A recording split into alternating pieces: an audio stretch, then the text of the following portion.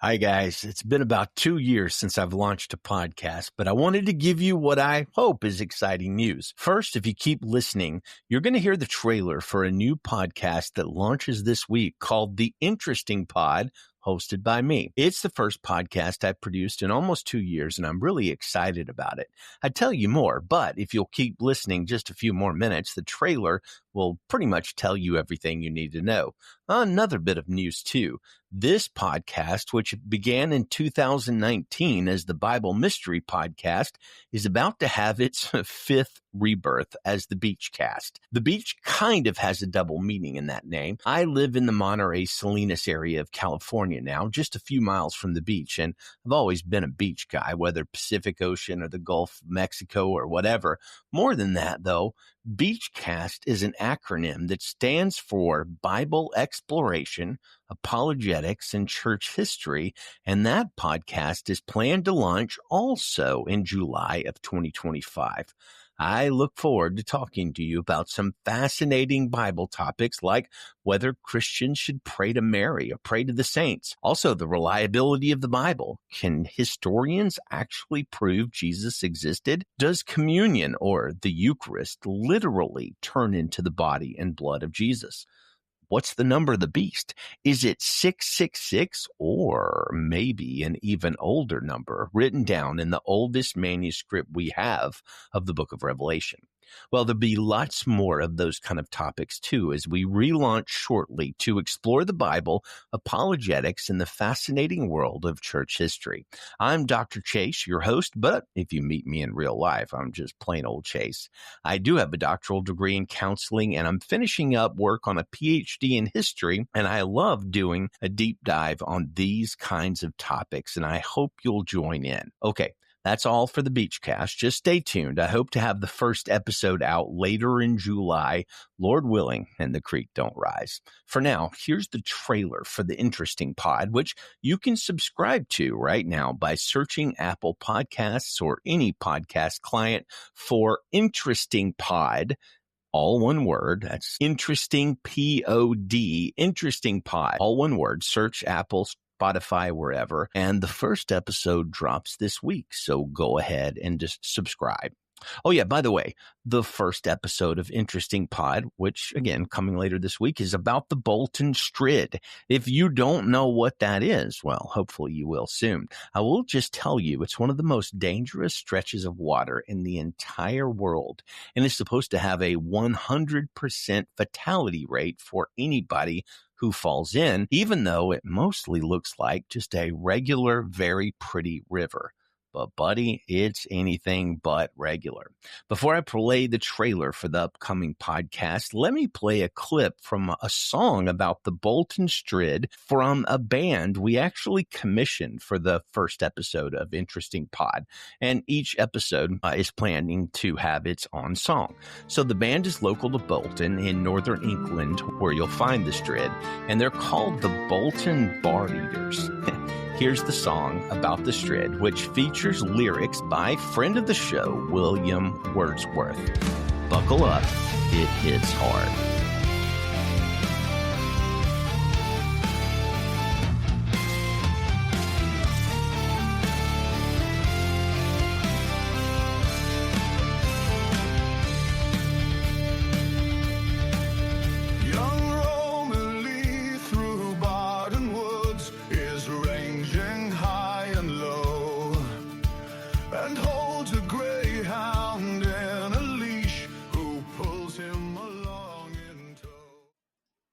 Not every tale from history made the textbooks. Some were too strange, too secret, too interesting. Debunking myths and digging up the truth. We don't peddle half-baked lies, rumors, or unfounded conspiracies, and we don't accept easy answers either. You bring the curiosity, we'll bring the intrigue. Are you ready for a mystery or an adventure? Well, here's a preview of some of our first few episodes. Did you know that there is a forbidden Hawaiian island owned by one family, and the residents can leave whenever they want, but they can't bring anybody back with them? If you're lucky enough to live there, it's rent-free. You get all the meat to eat that you want, but there's not really much in the way of electricity, plumbing, internet, TV, or even running water. Speaking of primitive conditions, how would you survive a winter in Victorian England if you were dirt poor and homeless? Well, if you could somehow get at least a penny a day, you could sleep in a penny shelter sitting up on a bench. No lying on that bench. And you'd likely be sitting next to one or two other dudes also. If you had 2 pennies, you could sleep hanging over on a rope, literally at a 2 penny hangover, but not on the floor. If you had 4 pennies, well, my friend, you're in luck because you'd be able to sleep in a coffin-like box on a hard floor. It would probably have bugs in it, though, and you'd also have 50 to 100 more people in that same ill-heated room, many of them sleeping in their own coffin boxes just literally inches away from you. Yuck. In another episode, we're going to shift gears and explore the documented prophetic dreams that predict the future. Could that really actually happen? Well, 1979, David Booth dreamt 10 nights in a row about a terrible air crash that would soon happen.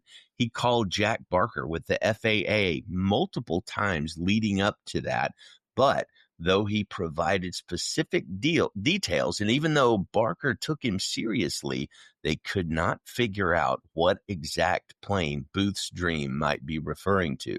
A few days later, in a scenario eerily similar to Booth's dream, American Airlines Flight 191 crashed shortly after takeoff, which is the worst aviation disaster in American history. How could that be possible? Well, we're going to explore it in depth. A few more early episodes. Did John F. Kennedy, in trying to address a crowd in Berlin, inadvertently call himself a jelly donut in German? Well, the truth might actually surprise you. And speaking of surprises, what about witches burned at the stake in Salem? Everybody knows that happened, right? Right? Well, related to facts everybody knows, if you are even a casual sports fan, I'll bet you know that Jackie Robinson was the first Black Major League Baseball player, right? Except, actually, he was not. Well, that's enough of a preview. I'm your host, Dr. Chase, and I'm a historian, author, storyteller, and podcaster. I began podcasting in early 2005 and was one half of the first podcast in Alabama history, which I guess is an achievement that probably won't go on my gravestone. I do have a doctoral degree in counseling. I'm close to finishing a PhD in history. I care as much about footnotes, historiographical analyses, Turabian foot formatting, and memorizing dozens of dates as you do. But the thing I actually really love about history is the stories. I love a good story, and I've stayed up many late nights listening and hopefully telling a good tale. That said, I also love truth and facts. We right now live in an age of accelerated conspiracy theories, and urban legends are as common as online political disagreements. When I was a kid, I didn't actually want to grow up to be a teacher or a historian or a pastor or a counselor. I was a Hardy Boys guy, kind of a wannabe Sherlock Holmes. And even though I was a history major in college, my eyes were dead set on being an FBI agent or some other form of detective. And I even attended criminal justice grad school at the University of Alabama before my life took, well, quite a radically different turn. But I never lost my love of a good mystery or love of investigations, and I want to apply that passion for investigating to history.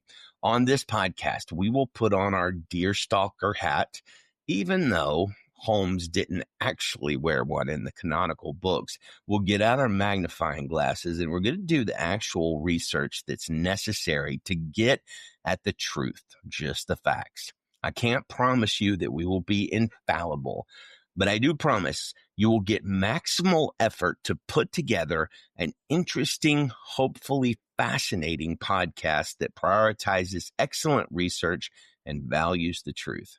If we miss it, we'll own it. It's cliche for podcast hosts to tell people to hit that subscribe button, so I won't say it. But deep down, I'll secretly be hoping you do.